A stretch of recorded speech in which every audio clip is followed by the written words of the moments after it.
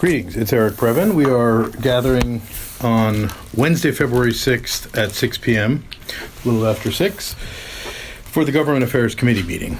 We have present Eric Previn here, Barry Johnson here, Marcia Newman, excused absence, Lisa Karajian, excused absence, Victoria Shulam, here, excellent, Jeff Carter, here, Rick Rosner, here, and Patrick Lewis may be an excused absence.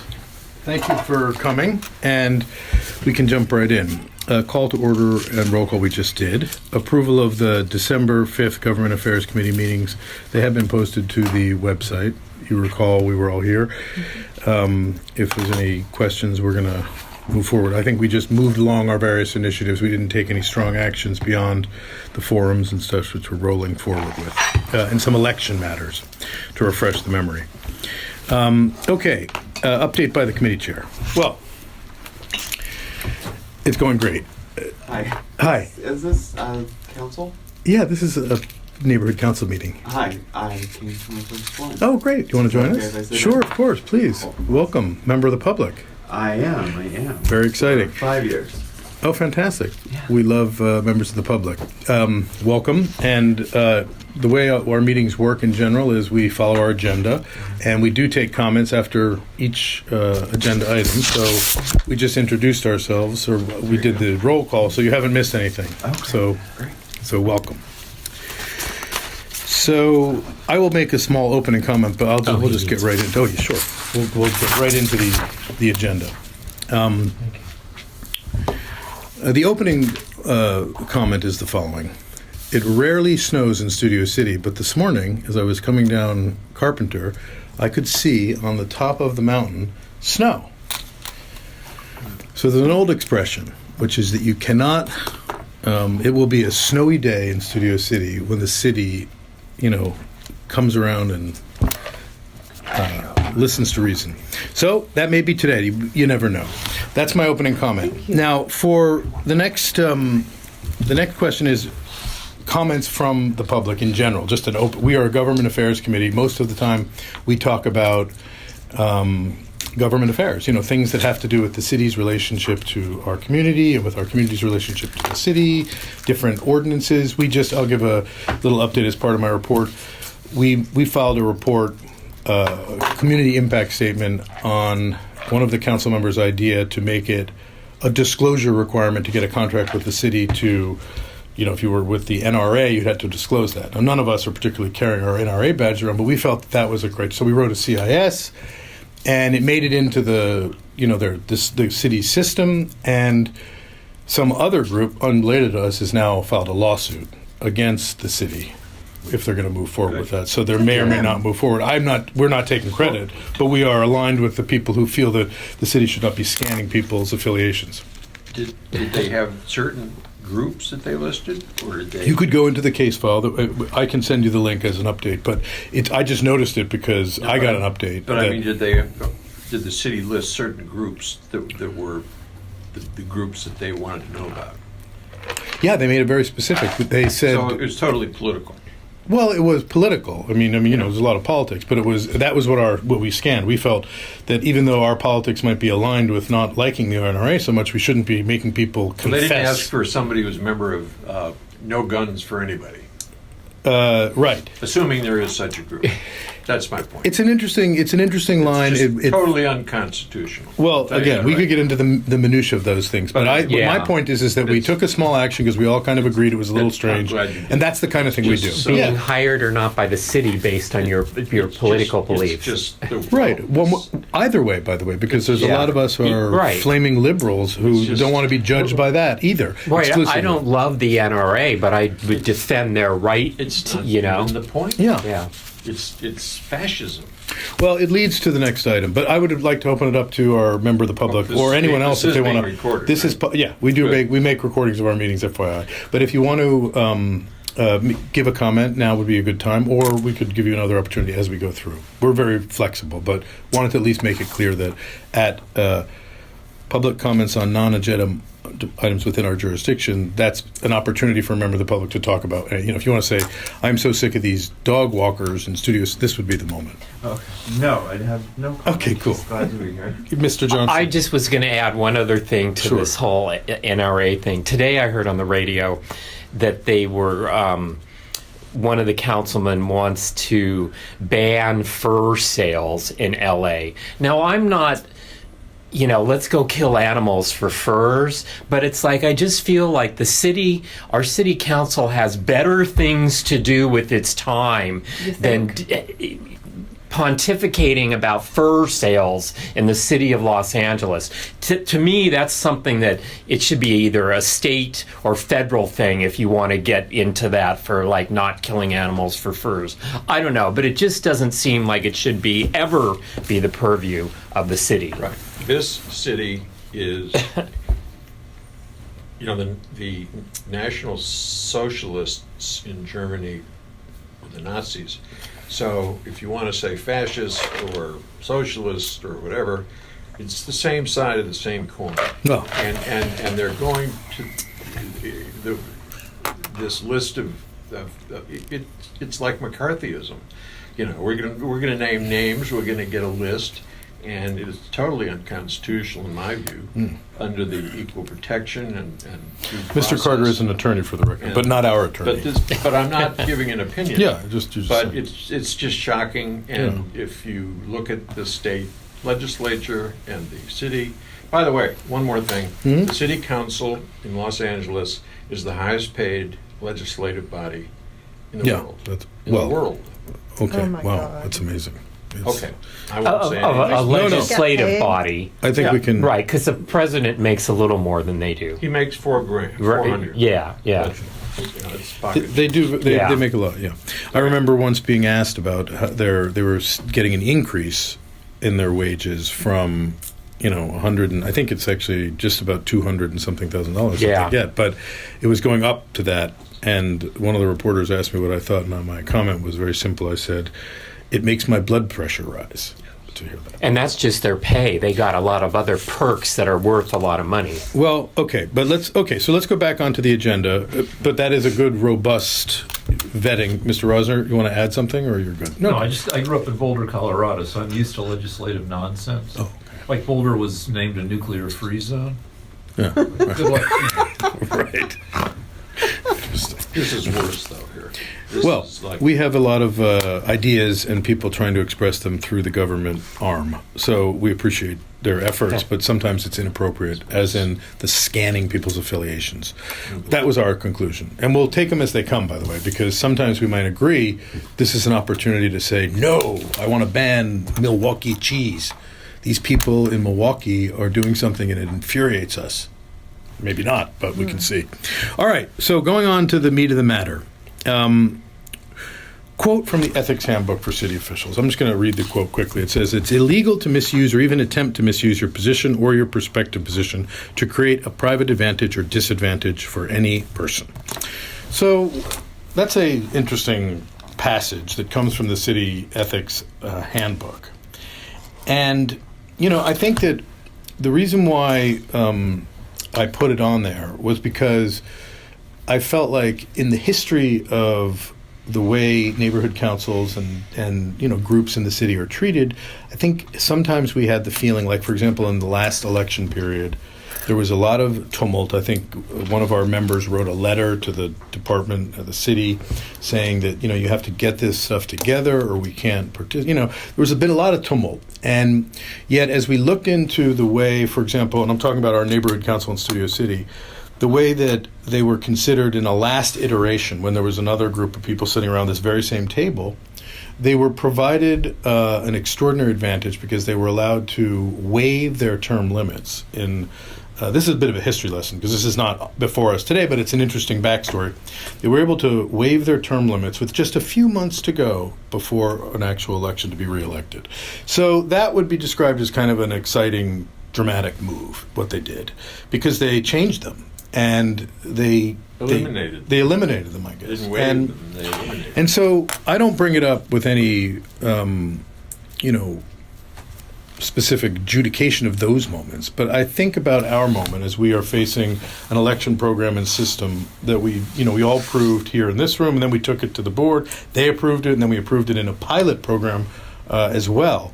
And what I feel is that they've been recalcitrant and unmoving in their consideration. So with that, I just wondered, how is it fair, and is it, it's hard because So sorry, guys. no worries. Looking for Jeffrey? Jeff- Cahoon?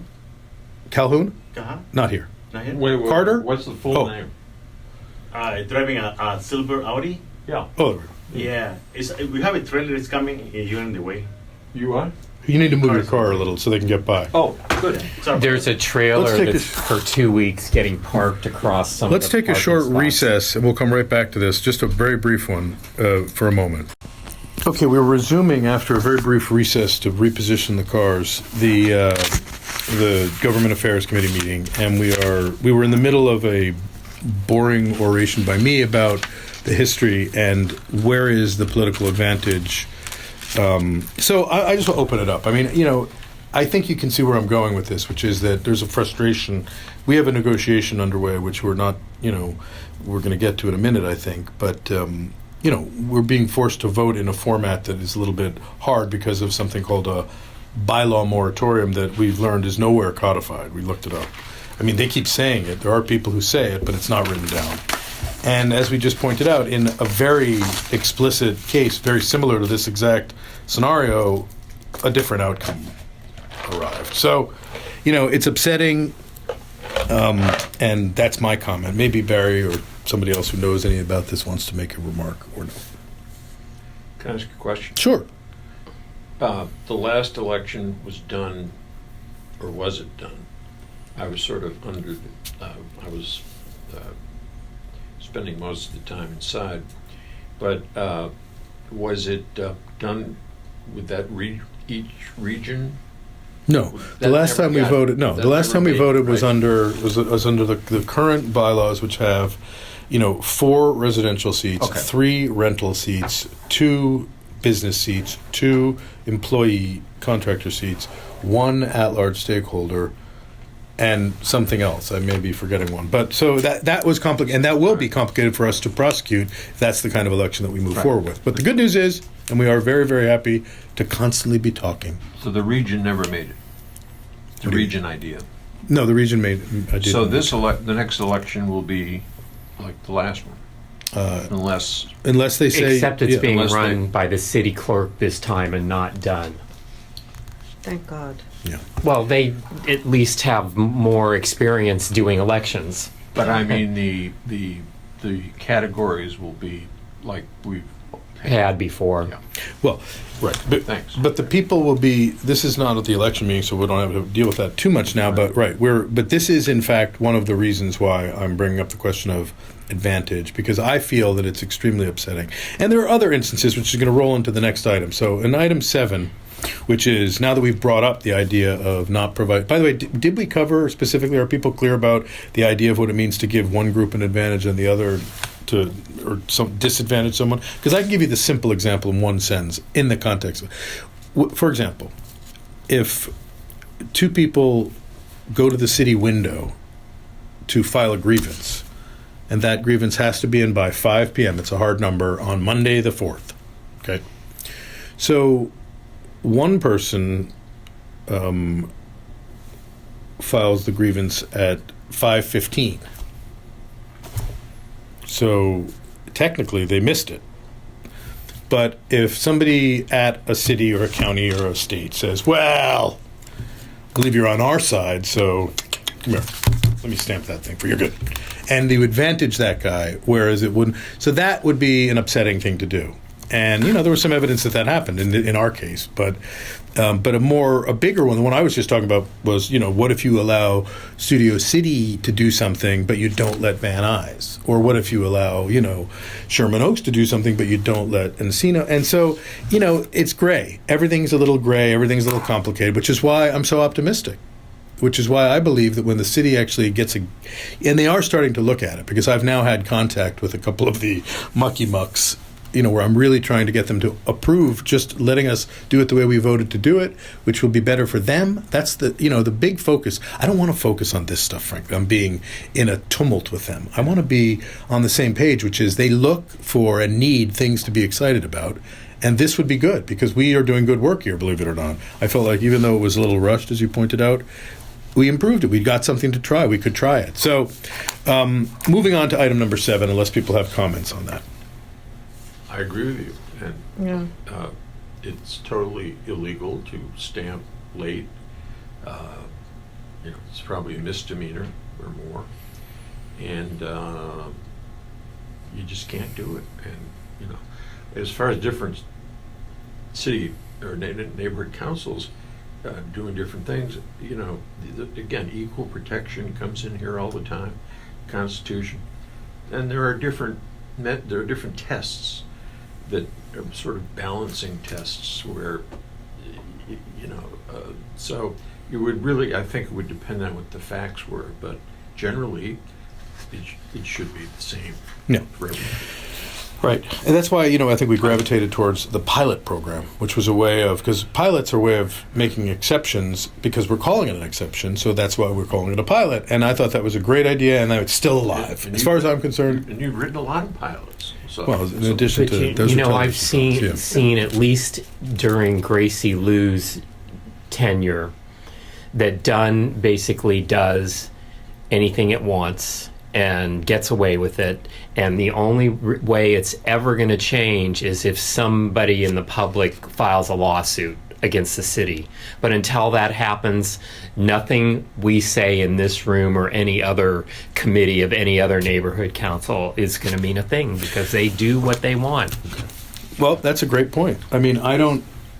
And have the mayor's blessing, apparently. Right. he doesn't care. Yeah, he doesn't care. Let me make an announcement that on February 19th at 9 a.m. in the appellate court at Ronald Reagan Building, I will be appearing with my attorney in our appeal case against the city in the special meeting matter that arose in December of 2015 when they tried to jam through the Sportsman's Lodge thing and denied public comment in this funny way that I was very focused on. So we sued, and then we lost, and we What's sued. the date? February 19th at 9 a.m. Where's the Ronald Reagan? Downtown. It's right next to City Hall. Mosque? No, it's appellate court. It's appellate court. It's that state. Yeah. It's the state. That's right. Oh, right. court. Okay. Yep. State They don't have- building. Yep, that's right. Across from the police And headquarters. and when you walk in, when you go to a county building, you get the sheriff's. When you go to a city building, you get the LAPD. Right. When you go into this building, you get the CHP. Right. So that's how we roll. So it's or state police, but it's a different uniform. You go, hey fellas, is it Boy Scouts? What's up? Welcome over. Different color. You're not used to seeing it.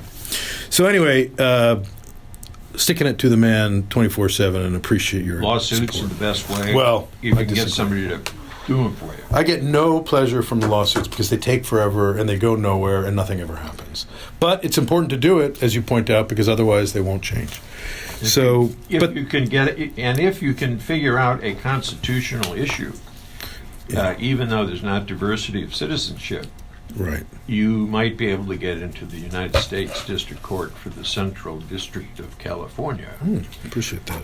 My And- lawyer says that this one is going to go to the Supreme Court in California, not there, because it's a state issue. But if you can get into the federal court, you remove yourself quite a bit from the political realities Right. of the Superior Court of Los Angeles. Which could not be underscored more dramatically today than when one of the 5 honorees for African American Heritage Month, which was quite nice actually. It was a beautiful ceremony in which a surprising number of people came from the back room, emerged from the back room behind City. I mean, it was like just while they were playing Car Wash, by the way. Out came, I kid you not, out came 200 people from. I was like, it's like the Volkswagen where increasing number of Invitees motorists of come the out honorees. of the Beetle. It was astonishing. And then they put up for an award, for those who are tracking what you just mentioned, a man named Kevin Brazil, who is the presiding judge of Superior Court of Los Angeles, with Eric Taylor, who is his number 2, also an honoree, but maybe not an honoree, maybe a sub-honoree. They were both being honored. But it was amazing because he stood up, the presiding judge of the court where we have to bring our cases, and said, Herb was my father. Fuhr is my brother. The mayor is my son. I mean, it was like, oh my God, he was so embedded there that it made you wonder. I mean, he's not adjudicating all the cases. Doesn't mean you can't get a fair trial. He's probably a very honest and good guy. I'm not saying that, but it just is a series of slaps across the face as you bring a case before them, because they can tell very quickly when you're suing City of Los Angeles, because you have to say, I'm suing the city. And then once you say that, it goes in a pile that the presiding judge will look at. I don't know. I mean, what can I say? Chinatown. Yeah, there you go. By the way, today in the New York Times, another update, there was a roundup, or yesterday, of corrupt cities, and I'm very pleased to report we are in the top 2 in I've the always had states. us in the What's top number 1? Chicago, obviously. Is Chicago. number 1 and we're number 2? I've always had us as 1 in Chicago, as maybe 1.5. But this makes Philadelphia and New York look like Mayberry. Well, it's part of our. You said And I've lived in Chinatown. both of It those is. cities. And it's part of our aura. LA is really nice and sunny on the outside, and then Correct. just maggoty on the inside. That's right. Yeah. LA Confidential. So we're doing our best. I mean, this is going to be... we got to move along, because Yeah. Barry's got a big meeting coming up, and I want to just blast through. But special election in CD12, it has to be explained on the record, and I'll be brief. We've been talking a little bit about it. There's 15 districts. The one out there, Mitch Englander was the council member. He left because he had a quick idea, which was to take a job for a once-in-a-lifetime lobbyist, Tim Lewicki. Yes. So what happened was he did that, and that triggered a special election. But there's a regular election already on the books. They couldn't wait. So the special election is going to cost the taxpayers $2.4 million in cover the cost of the election, please, to the county who will run it. But then there's more, because the matching fund that we've been grieving about, which has just been changed. They changed the rules so that the candidates will be able to match at a 6-to-1 rate, which is excellent if you want to take your 115 and turn it into 800, just like that. And it's real dollars that come out of the machine. So I would suggest running for CD12 forthwith, sir, from the public, because you can get in there, guy like you with a lot of connections, you get him to raise $25,000, you stick it in the machine, out pops $150,000. So what's wrong with that? So they didn't want to appoint someone, or couldn't Well, appoint they someone skipped for over- almost 2 years. No, they could have appointed the chief of staff, who's been there for 15 years, as a woman named Nicole son of the daughter of the former guy. It would have been a Right. great plan. I was going around, I told them at the Metro to do that. And then they were like, because it was Celebrate Women Day, and I said, why don't you promote her rather than putting in? The guy they put in is Greig Smith, who was there before. So the previous older white male, not a bad guy, nothing wrong with older white males, but the guy was a lobbyist during a period when he was prohibited, very clearly prohibited from lobbying. But again, special advantage. When is the election? Though he did register and take $180,000 from Waste Management to be the lobbyist, he never lobbied. So the Ethics Commission staff said, well, When is Check. the special election? it's coming up He now was on retainer. on January 12th was the last date on which you had to live in the district, so you may be out of luck. But if you lived in there, then there's going to be filing period is like right now. They're already raising money. The election will be June. And then as soon as the election is over, there'll be a runoff, probably, because it's going to be a little close. The runoff will be in August. Okay, so that's August. There'll be a winner. And then in November, they'll start for the regular election. Signing So up they'll for be so in it is office for a 20 little months, over a year not even, before the next not even. election. A little less, because the next election is in November 20. So they'd be in office before November 19. No, because they have to. The regular election begins. I'm They'll be in saying- office, but they'll be running because they'll Right. be candidates for a long But time. but they'll be in office before somebody could take their seat for over a year. Well, if they take the seat in September, you're right. Yeah, That's right. They'll be the incumbent Right, having an election for a Right. little over a year. And incumbents are welcome to access the matching fund, as we've seen by the chart, which swept the nation. Well, they Incidentally. want to spend the money, Eric. What's that? They want to spend the money. Well, that's why it's another example of providing an advantage, because the people who made this happen include the man who walked out to take the job. And by the way, for the record, he took a job at a place called Oakview Group, which is Tim Lewicki's fancy company.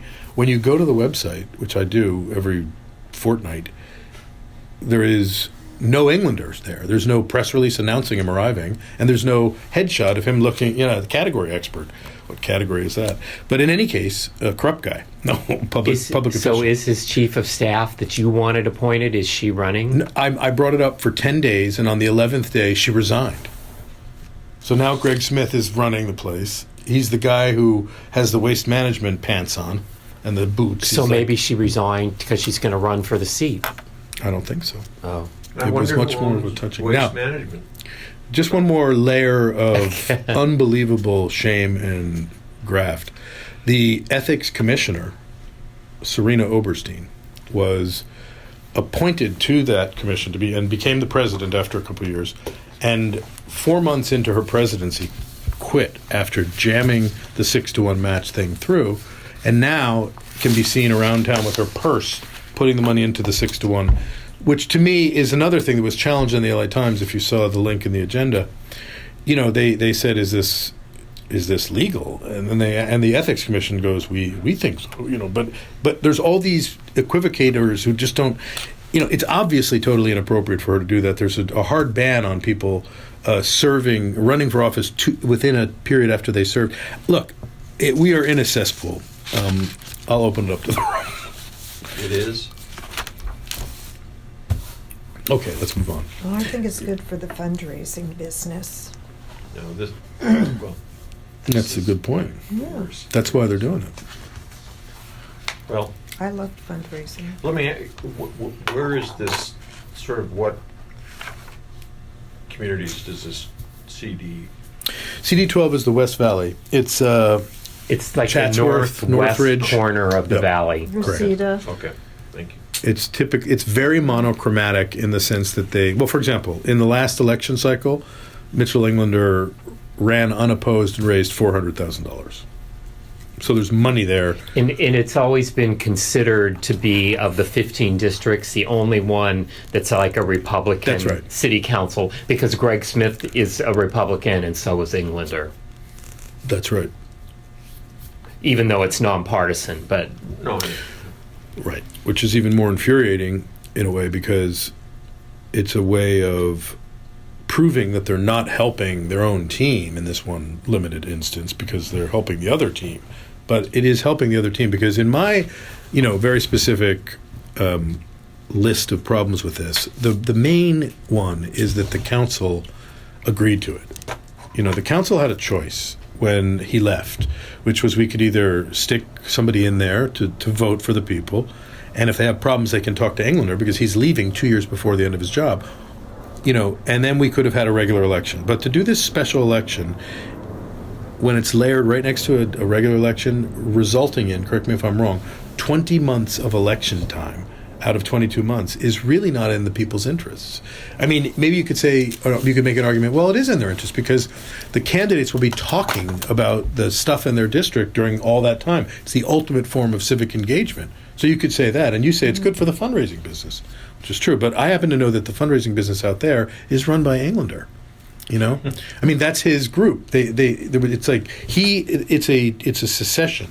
There was the Burnson family, and by the way, Nicole was the one I was trying to stick in there, who's currently still there. Hal Burnson, then Greig Smith, and then Mitch Englander. They were each the chief of staff of the last, and now running is the chief of staff of Englander, John Lee. So it's just a gift that keeps on giving. They really hold on to these seats, which is why it's worth talking about. And we can, I mean, if I had to make a proposed motion on this, I don't know, Barry, is there anything that we can say about these kinds of things other than, I mean, I've made enough public comment about it because I'm infuriated by it. I find it like there's like a kind of a self-deal, and I have to use the word conspiracy, but that does not sound good in a public meeting. But, when people are working together to effectuate an outcome, but there's no way, and I'm experienced enough to know that there is no way in the world that a DA or a prosecutor would ever go after this kind of thing because it's kind of like it seems criminal, but it's legal. It's all perfectly legal. They're following their own code as they steal. So Has anyone talked to the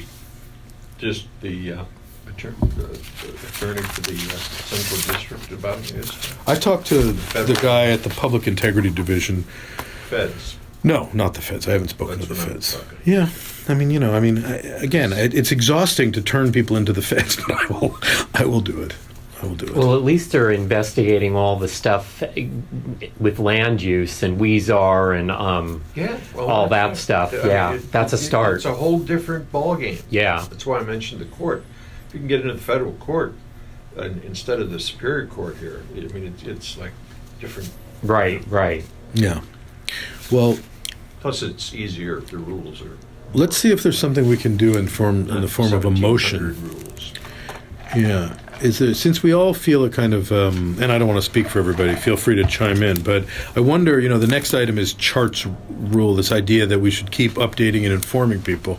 I wonder if there's something that we can do about, to try to make it clear some of the, some of these things that I think if the public were aware of some of the things that we're learning about in government affairs class, they would be outraged and infuriated. And so bringing that out would be good as long as we can do it in a way that makes sense. Now, I mean, I don't know. Do people, I think that I'm going to make a personal chart, and if the public, maybe I'll bring it to the next meeting or something, because I just think that we have to try to demonstrate some of the problems with that election, because it's a good lesson to learn for the future about what to avoid. I mean, it looks bad. It looks bad for all of us, in my opinion. Seems like a timeline would be the best chart to show. Yeah, I think the timeline is Are right. you talking about a chart that we ask some entity of the city to do? No. I'm Okay, talking so about then one we that don't need a motion. If it's something from within our own neighborhood council, we just do it. And you can bring it before the board. Right, and so it's a motion. the chart is really the motion. Each individual chart would be voted upon. We're talking about doing a timeline of the CD12 election, making it clear, because I don't think that people see it now. So I would put it in the case file that is CD12. There's a date on which the city voted it, and I have the case file. So what we would do is make a timeline and just kind of demonstrate. I'm just saying anything that this neighborhood council could send to anyone in the city about a council district not our own, they're going to care less about, and it's going to get shoved in the back of the Well, file. for the record, though, just so you know, there are people who do comment on different council districts all the time. Yeah. The second chart would be to show the relative turnout in a special single-issue election versus a general election, because you're going to get 16% turnout or less, You're right. which is basically anti-democratic. It's only the people who are lunatic Right. enough to care about it. And by the way, I think that's one of the reasons why they do it, because they know that it's easier to give a whooping if it's a smaller, and in LA, it draws very low turnout and very little media coverage. And then they achieve having an incumbent for the real election. Exactly. So this is what, you see, you guys know what's going on, and I feel like people who read the LA Times sort of know what's going on, but there's not enough coverage. If it was the LA Times of, 10 years ago or 20 years ago, where they were, they had multiple reporters grinding on these things, but although I don't really know if there was any, way to pay attention And the TV meaningfully news is, back then. No offense to anyone. I mean, Because we have no 60 Minutes style no, news of but- local news but here. You wouldn't know that there was any political activity at all. The LA Times is like 4 pages thick now. Yeah, it's very thin. And people have to drive to El Segundo to work there now. And the wife of the billionaire owner walks through the newsroom and has people straighten their desks because she likes a pretty newsroom. Oh my God! Have you been in touch with insiders? I You know a guy someone. who works there. Oh my God! Well, That's who owns it incredible. now? The biotech billionaire guy? Korean guy? Patrick Soon-Shang. Yeah. Yeah, Yeah. he bought it for $500 million. Is he He's terrific. from Korea or is he from here? No, he's from South Africa, and he is not Korean. He's Chinese. Oh, Chinese. Background, but close. But I will say this about the LA Times, who we all revere / raise our eyebrows regularly about.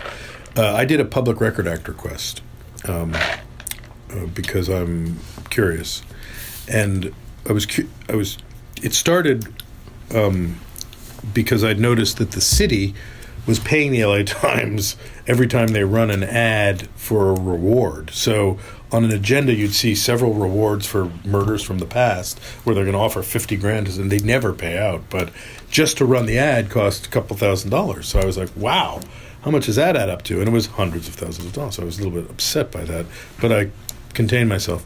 At the county, I was astonished when I was dragging, several stories forward to these guys, and I felt like there was a blanket preventing them from, how can this not be a story? I would show them a story in another publication of a similar thing.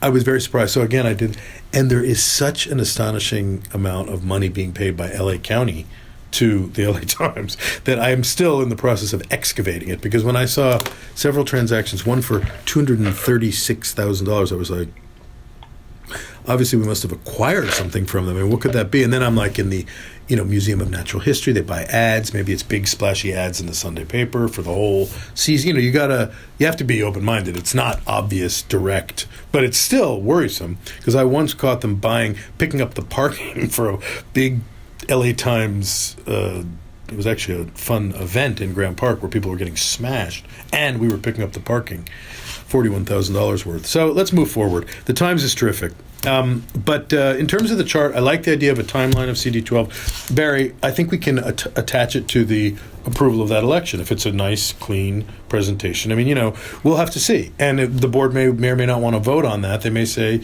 you may make the case, this is ridiculous. Why should we be doing a community impact statement to their community? But we may, we often do that, is what I say. And the second piece that you mentioned was, let's not leave out the low turnout in special elections, because it's an important detail. So I will spearhead that project and report back to the board. So does that sound like a good strategy? Any ideas or thoughts or limitations you want to impose? Yeah, I mean, we're pushing the rock up the mountain. But making stuff clear. But facts, if you can get people to look at them, hopefully it will begin to foster some interest in all this. Exactly. Throughout the city. Correct. Now I'm very doubtful that there's much interest. Well, it's a snowy day in Studio City, so they've always said that there will never be change until then. So now it's 1984. It's the last time it snowed in Really? Burbank. Wow. Now, by the way, I hope that I'm not going to get caught up in the weeds on that, because it was actually the hills that are not Studio City that were snow-capped. But I remember wasn't in gonna call '84. you. I know. Well, even in Burbank, it was probably up a ways in the All right. foothills. Okay, so no, it was low. yes, One more thing. Rosner, one more thing. An angle might be to ask people to take a few minutes away from their outrage at national politics to be outraged at local politics. It's a good Perfect. angle. Perfect. Take a break. I think this is a good idea to, Yeah, I not think, just for us, but to send on to GAC committees and other Yeah. neighborhood councils. it's a great idea. I had a presentation of our chart with the campaign finance at Budget Advocates, and they loved it and devoured it. And then we made that short film, which has had over 400 views. We could actually, which we've done from other issues, Yeah. take it, a dog and pony show, to the neighborhood councils.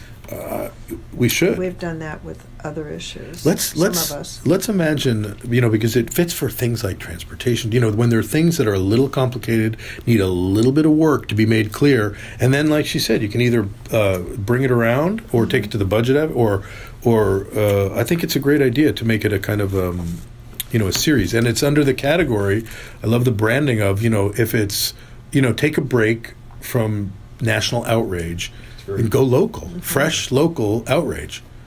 Fresh, Actually, organic, local yes. outrage. We're That's a good Sterling and slogan. Cooper. It's a great It's a good motto, and I slogan. know Barry loves it. Okay, so let's just that's an idea, and any ideas for particular pieces of information that we want to share and bring up and make clear, bring them forward. So that's great. Okay, so yes. I was just going to say, if it's something that you think is really really rises to the 90 percentile of egregiousness. I'm not saying you should do it, but you might consider CCing the United States Attorney for the Yeah. Central District. Okay, I appreciate Because that. that'll I- get the attention of Yeah. Michael Fuhrer, Real. however you say it. Yeah, Fuhrer? Fewer. fewer. Fewer. Whatever. Okay, Yeah. well, good. Fuhrer? It's a good note. I have F. It's Mike Fuhr. Whatever. To me, he's always the guy who's running for his next office. More so than some. Yeah. But that's just, I mean, I wouldn't do it on everything, but it's something really, like maybe even Right. the one we were just talking about. I don't know. It's yours. No, I appreciate the note, and it's a good note. It's basically 'Cause they'll that think, you "Holy think about what they think about and what they care about. And if you bang into their lawyer doesn't care. But if you bang into the guy who's in charge, I get it. So okay. Well, so the motion, the possible motion is to recommend to the board that, more or less as we wrote it here, something like this, that we continue to produce, updates to inform residents about through the use of charts and graphs, and we will do so about the CD12 election timeline, per the board's approval. So there you go, something like that. Well, all right, Yeah. if you're doing charts, I didn't understand the flight path thing until somebody explained. What You it have is. these guide points that now you have to ding Yeah. on your way out of the valley. Yeah. So showing a chart that shows the way the planes used to be able to go, which is a wide Oh, right. angle. Right, it's a versus great this. point. Because it's you need a visual aid, and some of these things, that's why we gravitated toward making our first chart, was because it's too much information to put on a piece of paper. It gets too small. So it's the same thing with the flight. You need a kind of a scope. So let's get those. Let's dial those people in. I'll dial the right person in. I think it's probably Sue Ellen Wagner or Heidi McKay, right, Barry? Those are women who are in that fight about the flight path. Yeah. Give you whatever there is to see, and then we can. They may even have one, but that's a great area, because I know people are very interested in that at the very least. I'd like to see this go on to our broadcast to all the next doors. Good idea. Yeah, that's a good idea. We just recently got approval to. I think I'm now one of the. I don't really use Nextdoor that much, but I will try to. But I'm one of the people who can stick things into other neighborhood councils, I think, because of our affiliation with the neighborhood council. So that's dangerous, obviously. But fun. But fun. Yeah. So there we go. That's item 8. Any opposition or? I second the motion. Okay, fine. Motion to. And I'll write something up that's simple and clear and get out all the clutter. Now, for the library, item number 9 is the library election time forum dates. We are currently, I've spoken with the librarian. She provided these dates. I don't know exactly what we'll do at these dates. I have the feeling that the Thursday, the first date, will be hey, welcome to the library. We're having an election. Join us. 10 more days to sign up. It'll be something like that. And we'll have, we have to program it. But I just wanted to make clear and put on a agenda so it goes out to our community that these are the dates we're thinking of for candidates, like potential candidates and others.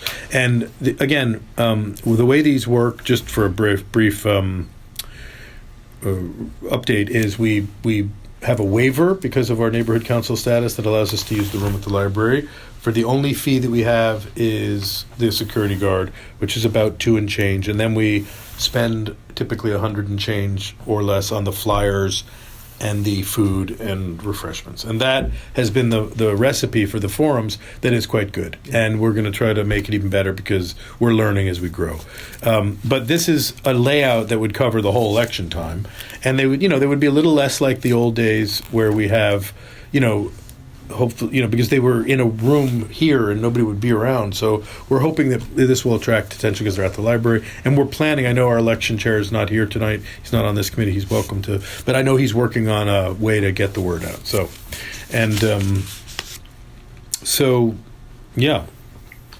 Can I ask you one thing you Sure. said before your appearance at the appellate court?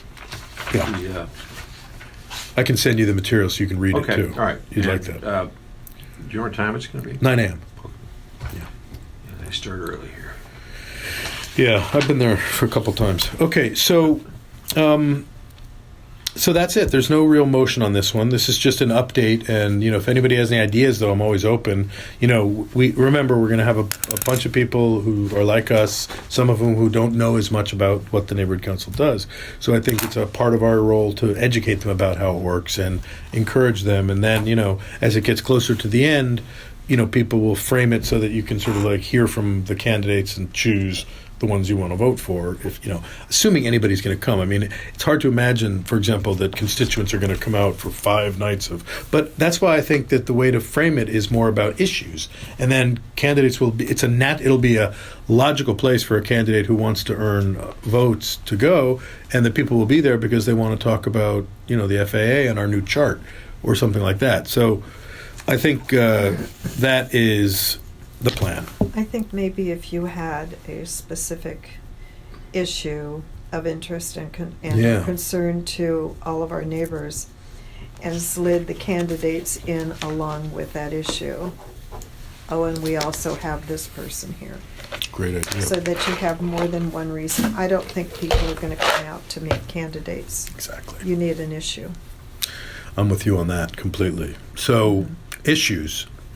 We have a familiarity with some of those, because we hear about them all the time. We can invite people, like, for example, Harvard Westlake local school purchased the golf course and tennis courts, have not quite articulated their plan. We can say, are any of these dates available where you could come? And then the candidates could show how polite they are. Or if they want to say, pull a whatever, they can do that. But it would be a good opportunity to allow people to interact. And we strive for open forums, which is a little different than public meetings. Public meetings, there's, someone like me at the front. Right. And then, I tend to run loosey-goosey ones, but they tend to be, people can't just ramble and you stay on point. So this is a little more, you can ramble and we'll follow where it goes. So that's what we're talking about. And Harvard Westlake would send somebody. It was last minute notice last time, to be fair to them. No, I don't know what happened, but I mean, I think they would. I'm pretty sure they would. what happened Yeah. with the bridge? We nixed that. Okay. They nixed that. They decided they're not going to do the bridge over Coldwater. And it was finally pulled last week. We had to have one more conversation about it because it was on the agenda again. I was like, are you kidding me? Why is this on the agenda? And then they received and filed it, which means it's not going to be on the agenda. But I will say, to be fair to Harvard Westlake, I invited them to our forum. Our forum came up late because Corinne Koretz finked out, to be the official term. So we put together the Friday Night Forum, which was great. And, I invited the president, Rick, whatever his name is, Rick President what? Commons is the president of Harvard Westlake. Oh, okay. Chair, Right. headmaster. Yeah. And I wrote him a note. I said, Rick, I just wanted to let you know, I know it's the last minute, and he said, oh, thank you for telling us. I'll try to send someone. So immediately he responded. So that shows deep respect and So responsive. I'm surprised Stacy Marble didn't come. She sent me a note also saying, I'm so sorry. So they are due. They'll come. I occasionally will play that course, and it's fun. It's like nothing I've ever seen anywhere in the United States, and that clubhouse is just the most charming thing. Exactly. But they are making it into an 18-hole golf course. In other words, they're building, How do you know this? because I've Oh, been you're there the all the last time. few months. Oh, okay. They're building additional tees for each hole. Oh, that's fun. Really? So So there'll be shorts. So it's still par 3 everything, but you can you could do it now, but it'll be from a different angle. Innovative. And they also put To the in- same hole. You're shooting at the same hole. Yeah. but You're shooting from at the different- same hole, but Yeah. you're shooting from a different tee. Right. And they also put in what are those things called? We used to Shuffleboard. Oh, no, it's No. Frisbee? Frisbee golf. frisbee golf. Yeah. So there are these things with nets, Hmm. and guys go out there and they've got different kinds of frisbees. It's like different clubs, Right. and they get them in. I think I'm hopeful that they're not going to really change much over there. I don't think Well- they're going to build a condominium. No, that they're for sure not going to do. That's But what I- but I that's think the big- right. Well, I think what they are going to do, if I had to, forecast, I think they're going to build a facility. But I A think- practice field. Yeah, well, that's okay. Some kind of a facility building, and they're going to make it so that they can at least have one field where people can practice, at least one, maybe more. But I don't think that that's a problem. That's maybe part of the look. We have many holes. Woo, woo, look at all the holes, and then whoa, and then they'll change it. But again, that's the least of our concerns Right. at the moment. What we don't want is a stadium. Because a stadium means millions of people coming, which is not appropriate for They that have a corner. beautiful stadium. Though. They already have Yeah. one. Right, so there you go. But 2 stadiums is always better when you're a robust program. And they are officially categorized as a robust program. The blue line is yeah. called. Go Rams. If you say Let's move Harvard, forward. Westlake, or Weddington, you'll get pretty much everybody in my neighborhood. That's nice. Okay, well, so that concludes the forums. If we want to pitch now, before we wrap it on that item completely, like some other things that would be good issues, and then when we, we'll have more time because there's months away. But things that people are, you had the great idea, which we're still going to try to do, which is the kind of college fair of organizations that are. Plus, there's this, I don't know, it's called like something like the Sun Power Cafe that is like a super vegan place. Yeah. I feel like there are certain restaurants that will show up and give samples away. Oh. And I think that stuff, I love free food. And I think other people, You'd have to see if that was okay with the library, though. Yeah. I think. Well, no, we're allowed to bring refreshments. I mean, Okay. but I don't know if you're saying that it would be fun to maybe have a food expo. no, I'm just saying that like if anybody you can get to show up and hand out free stuff, pens Yeah. and those things that keep potato chip bags closed. and Clips? Those clips? Yeah, the clips and just all that stuff. Like, it's, I mean, if you can get people to do it for nothing. Swag, sort of, yeah. Yeah. Right. Well, people like swag. I mean, I appreciate that, and I think it's worth discussing. And I think you're right that there are some maybe ethical issues with that. Not like it would be wrong, but like we have to just check because sometimes with the neighborhood council, it's like we just don't want to create the feeling that if you like, for example, hey, if you want to bring pizza tomorrow night, that'll be great. Then all of our people will know about your pizza restaurant. So that sounds pretty good. I mean, in the beginning, you could imagine doing 12 restaurants in Studio City, or making it an RFP and doing it so that there's fairness. The thing is the fairness. So, but again, I think that it's not a bad idea, and I've often wondered, is it permissible for us to do that? To say, we're going to have a meeting. You can bring food, to support the community. I mean, I don't know. I don't know the answer, so that's why I'm able to raise the question. Yeah, we already I mean, do it's that not. for our board meeting. What's that? We do it for We our do it, board but for our meeting. board meeting, we avoid those issues by paying for the food. We just buy it. So that's clean because it's a transaction and we pay the going rate. See, whenever you start to lower the price or raise the price or get a deal or whatever, it's a little fishy. It's not wrong. And by the way, in the real world, I'm a line producer, for years. That's the job, is to get it down and find a way. So when you get into government, all of a sudden you have to kind of hold back on your better instincts, which are to, squeeze everything down to the nub. Anyway, with that in mind, feel free to share via email or any way ideas for future forums. I like the idea of, I will explore, let's figure out a way to explore what the line is there about. Maybe we'll invite someone to tell us about accepting free stuff. Yeah. Tell us the line. Well, it's better than the days when for the board meetings, they got the pizza every week from the same place. And I would ask at meetings, like at the board meetings, couldn't we just sort of spread it around a little bit? Yeah. Maybe go to X or Y or Right. Z. And not always pizza. And Right. it was like I was, Excommunicated. asking for the violent overthrow of the United States government. And now they do, I think, get it from Yeah. different sources I think so. at different meetings. Have you noticed? Yeah. I don't know. If you remember those days. Yeah. Okay, well, Yeah, we're also open, but I like I also. What about the idea of having something on a small but appropriate scale? Tomorrow's a budget meeting. You'll find out when you get home to your email. But the question of whether or not we want to have a totally amazing summer event as we did last year, which was a big thing, has come into question by several people. So we're going to evaluate that.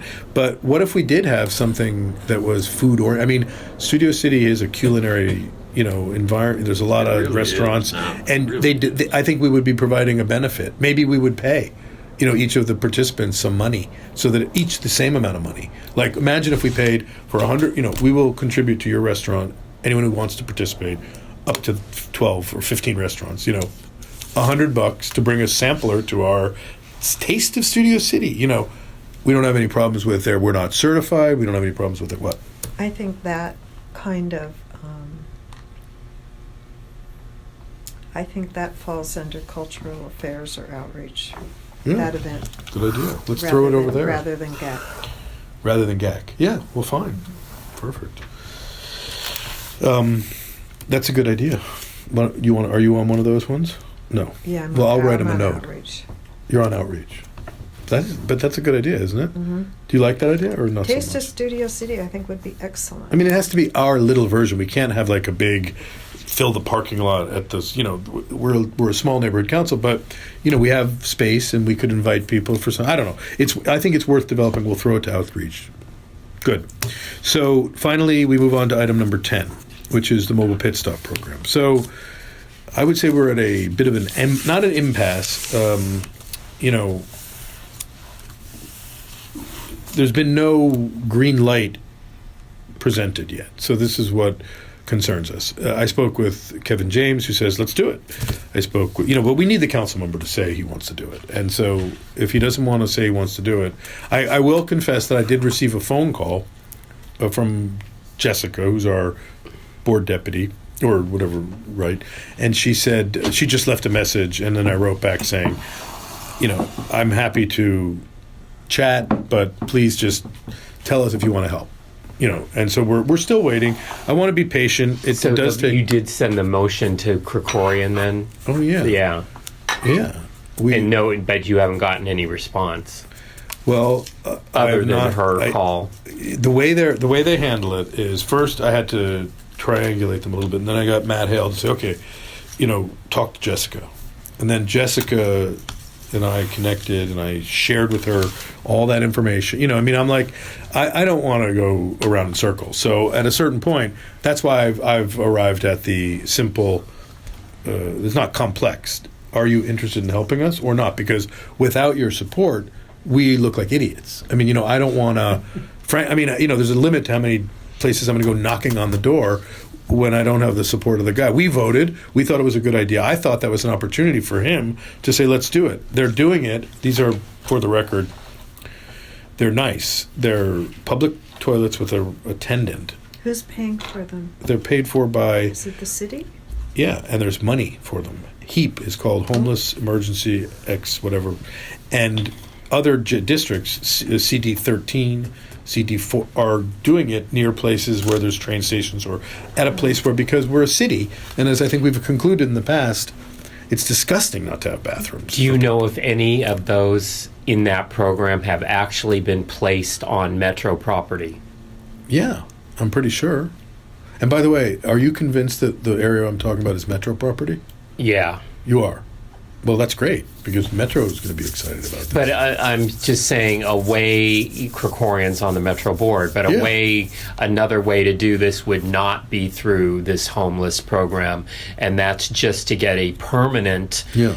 bathroom built on that property that Metro builds. Yeah, but I just want to remind that the permanent bathroom is fine, but what people feel uncomfortable with is people doing things inside the bathrooms if there's nobody around. Mm-hmm. So this provides the decency part with a guy or woman, who's trained.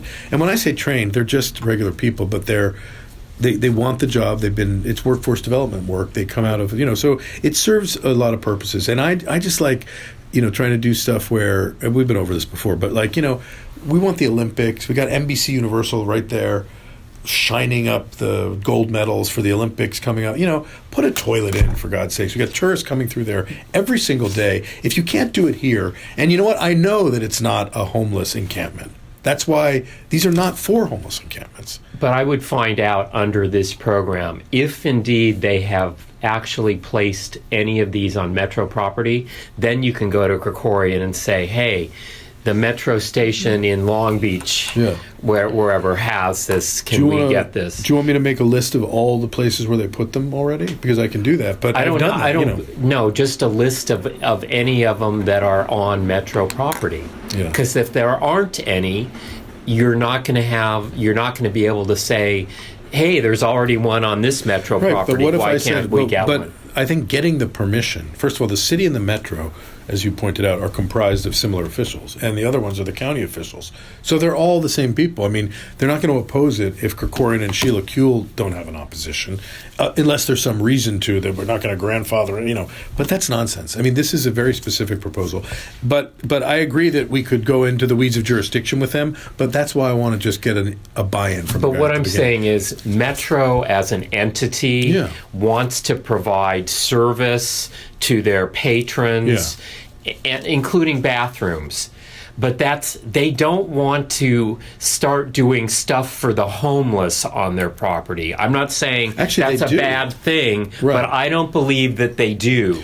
If they build something on their property that benefits the homeless as a just because it does, fine, but they're not going out of their way building stuff for homeless because that Metro board does not want their property thought of as a place for homeless to congregate. Well, I just will remind you, whereas I don't disagree that they're not inviting that all the time. They have been, if my memory serves, they have been engaged in providing properties for both the HHH. They're working together. That's but permanent it's supportive surplus housing. property they're not using. No. It's actually I think that in order to get cap and trade money, and I have some fresh statistics, so I'll share them. We have what cap and trade is? It's oil money that we can apply to better, greener ways of getting around. So it's exactly what they're working on at the Metro and the city and the county, and they've spent $114 million so far. Through various, and we're applying for a bunch more right now. They're going to be in districts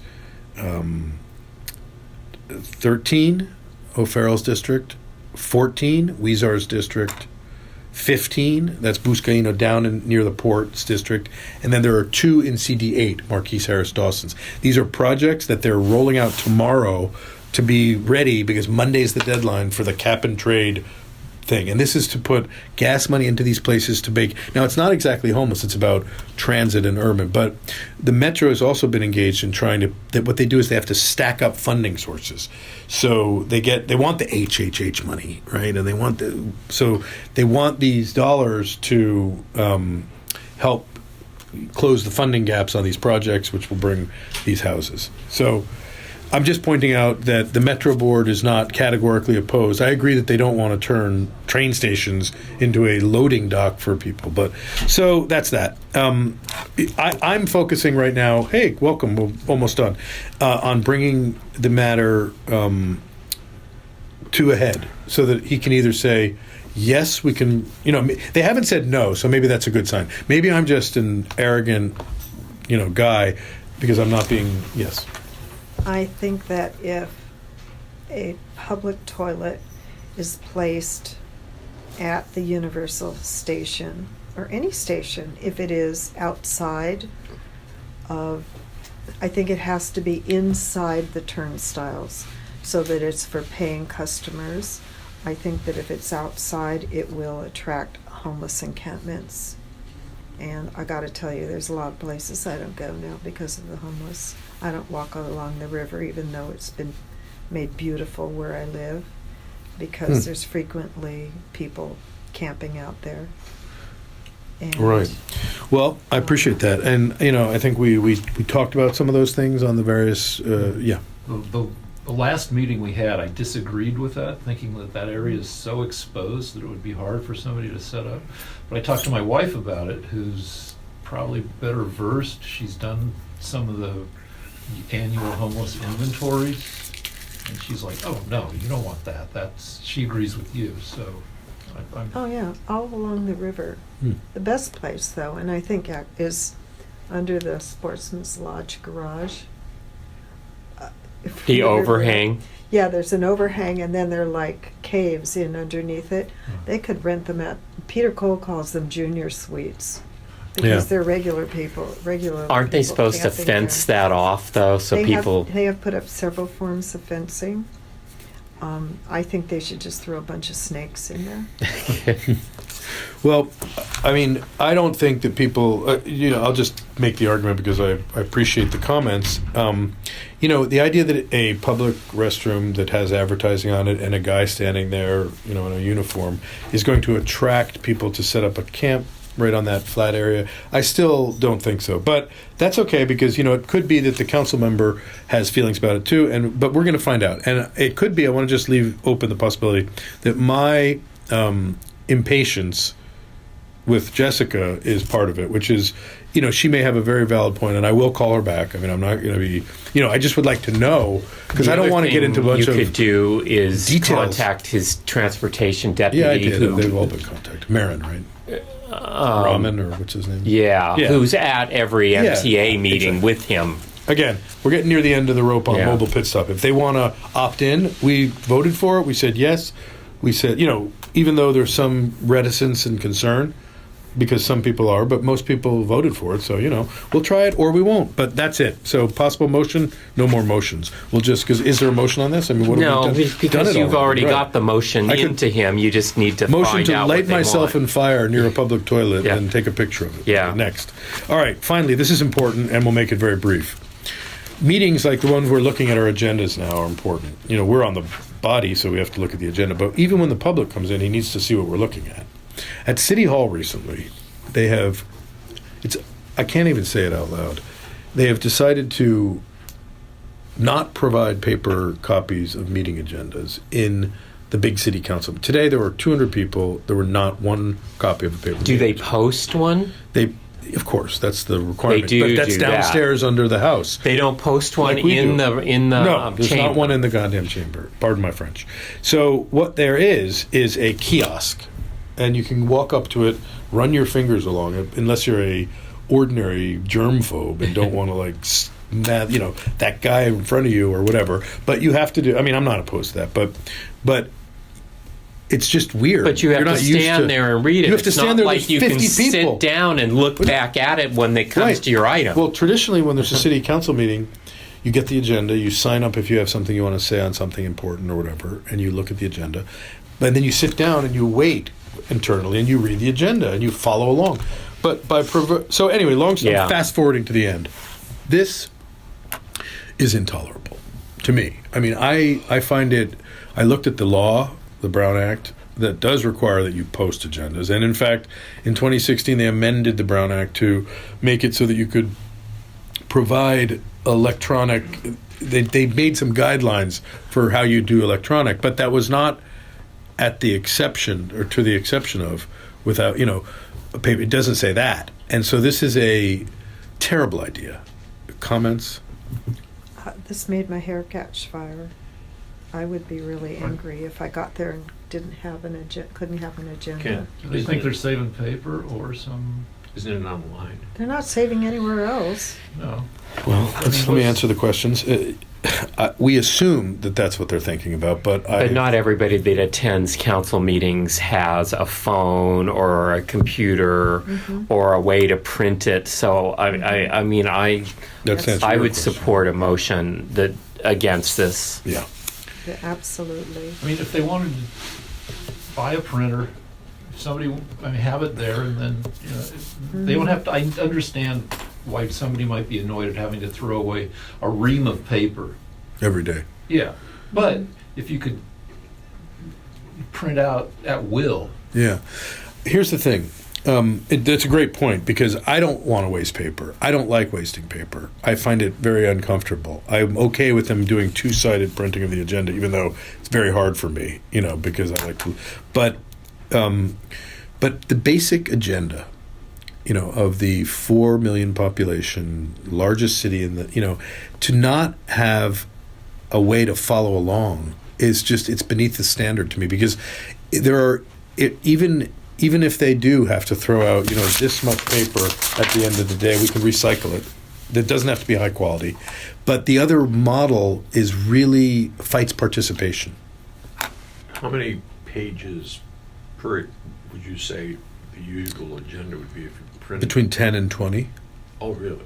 maybe 10 pages. Do you know what the state? They do 40, so 400 pages a day. Guys, television shows print a lot more. People print because it's their business. This is their business. The idea that of all the money to save in the city hall, let's get rid of the public's agendas is just... Do you know what the state assembly and state senate does? I'm just curious. I'm if frightened they've to done ask. this. Or even our the Board of Supervisors. the U.S. Congress, if they provide. Okay. Rick, do you have a comment? Probably not, because they have a Everybody in the lot US of Congress paper. is 82 years old, and they don't know from saving any. Well, they're up in the But They're I, posted. balcony. But I Yeah. speak not as a related government agency might do or whatever. I speak as a member of the public who just would like to understand the model of walking into a majestic, the temple, they call it the Temple of Democracy. There's a little stand there where ordinarily you grab an agenda and you see what's going on. Mm-hmm. Without that component, there is a big shift because it's blinding people to what's happening. They don't understand what they're doing. It's like playing bingo, but you can't have a card. I think that's... Do I know if I have that letter? I don't know if I have that letter. It's really, I'm looking for the example, but the best example is just using the words that we're talking about. This is a public meeting agenda wherein thousands, often millions, sometimes $1 billion is approved right there in front of us. And the idea that they don't have what does it cost to print out 400 pages a day? It ain't that much, okay? Because I had a very funny encounter with a guy who was delivering paper, so I know the stats about how much paper they get over there. It's a lot of paper, but not that much paper. And again, we're going to have to find something else. Like, for example, in retaliation, and when I use the term, I use it in the professional pinochle version, I requested the public records supporting the printing that they each do in their council district offices per year, which of course is a big number because they're constantly doing booklets and Italian Heritage Month. Everyone's got their thing, and that's part of their government role, so they're allowed to. But those things we could trim the belt, trim a little. But public meeting agendas are important, and I think we should do a strong motion. If anybody has ideas about what to put in the motion, it's just basically a request that the city clerk rethink and immediately restore at least a basic number of paper meeting agendas on display for members of the public who attend public meetings. I like that. Immediately restore. I like Yes, that. that's very. When did they stop? I believe January. This year? Yeah, and January, 19. So, but the problem is, and I'm worried about it, because when I looked into this, I saw that they had changed the Brown Act to add all this gobbledygook about electronic. Why I didn't know. Who changed? Because the state voted state in did. 2016, but they voted in 2016. But it never absolved them of paper copies. No, I don't think so, and I'm looking at that closely. But again, I feel like the city hall knows all this. So by doing this, I feel like they're egging on a legal challenge, which will take years. And that's all they need because they're all termed out in a few years anyway. So this is the problem. I do not want to accept a legal fight and no agendas, because I know how to get an agenda, so don't worry. I'll be able to go in there and get an agenda, but that's not who I'm worried about. I'm worried about, it's a dreary environment as is because they're so weird, but it could be much better and will be as things get better, and people will come to meetings and talk about issues, and that's got to happen with an agenda. So that's how I feel. I appreciate your time, and I don't want to waste any more. No, We're still okay. Is there a motion? And I'll second it. Okay, fine. Motion to send a CIS. Now, the question is, because they haven't formalized this, I have her response to my note where I said, So please provide the council never voted on this? Please provide to Holly Walcott, please provide the authorization to effectuate this change. Response. There are no documents responsive to your request, which means, she doesn't have any. Is that so? It could just be a Wesson thing. That's what it that is. He can a- decide. It always is. It's a Wesson phone call to her, and then she does it, and you try to, turn her upside down, and nothing comes out of her pockets because Wesson's got it up in the office. So you can't make them change unless you persuade them with the brightest possible light of public scrutiny that this will never fly, which is what I'm doing right now. And this is going to help because these people in this room understand that we need paper meeting agendas, at least a few, at a public meeting. So, how about opening it up to comments from members before we wrap it up? I agree. I think it's absurd, and I you think can it's, afford it. yeah. And do it double space, double-sided, and, keep it, compact and whatever. Yeah, they could even do what the Board of Supervisors does, which is make it half-page. That's actually a great idea. So, I don't know if you need to list the And specifics, smaller print. but maybe somewhere in the thing say, with, given reasonable ways to minimize the paper. Maybe Right. offer a couple That's- examples. that's a nice double-sided idea. Or booklet or whatever, Yeah, there's some suggestions to reduce paper usage. You're right, because what they're doing now is just bad anyway, but they should be doing it a little better and a little less paper, but still available for people is the key idea. So, sir, from the public, would you like to say anything? Or it's been nice having you. I hope you've enjoyed your visit. Yeah, no, thank you for allowing me to sit in. I will just say that I am the chair of public relations at the Beverly Hills Greater LA Association of Realtors, and we made our committee green solely for the sake of hopefully making the association more green, but from a standpoint of earth, not money. So Yeah, but tell me how that works. Have you eliminated all paper or no? from the committee, yes. Oh, okay. Not from the association. That's a big task. Right. So the association that's like the bigger body, right? Yeah. Yeah, right. So, but look, I would support, and maybe we can think about other, I like the idea of being responsive to, if they haven't said this is a green initiative, but I think that we can draw that conclusion. Well, in this instance, a lot of the people that go down there, I'm quite sure, do not have cell phones and/or do not have computers and would not be able to print this out on their own if it was on a website. That's right. And I think it disenfranchises them. Do you think that's intentional to some extent? That Yes? Well, I mean, CC, No good. U.S. Attorney. Yeah. Well, I'm making a big deal about this, but It's egregious. It's egregious. It's egregious. It's just not appropriate. It's not appropriate. It would be appropriate to cut back from 50 copies to 25 copies if they felt that they could get away with it. But we have to have them available for people. It's just not appropriate. So with that, I would just recommend, thank you for the motion and the second, Mr. Roser. And what we'll do is motion to adjourn. Second. Thank you.